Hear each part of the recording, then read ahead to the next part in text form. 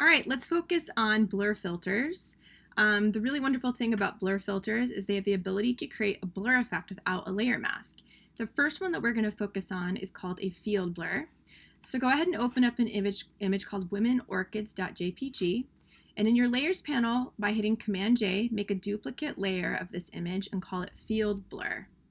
The next thing I want you to do with making sure field blur is active in your layers panel is locate the blur gallery, and it's located under filter, blur gallery, and then there's several options in here. We've got field blur, iris blur, tilt shift, path blur, and spin blur. But first I want to work with field blur and how it works.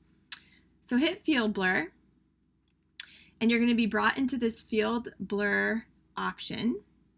And what I want you to do is see this little circle that's been placed in the center of your image. This is called a pin. And automatically one pin is dropped in, when you load the filter.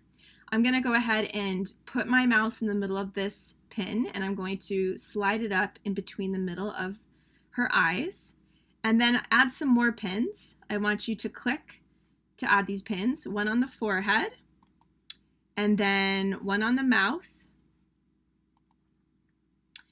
And you drag clockwise to increase the blur on a pin. So by activating it, you click in the middle and you do counterclockwise to decrease the blur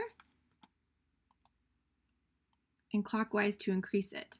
So see how this works?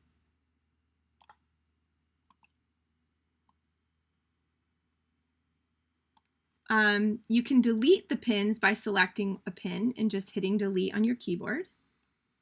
You put it back by clicking. You can hide the pins when you're in this mode by just hitting the H key on your keyboard and holding it down so you can see what the effect is. And then you can go ahead and also hit the preview if you want to see, click and unclick what's going on with your blur effect and if you want to change it. And then go ahead and just click OK or hit return on your keyboard to commit to your blur. And then you have this nice field blur layer in your layers panel.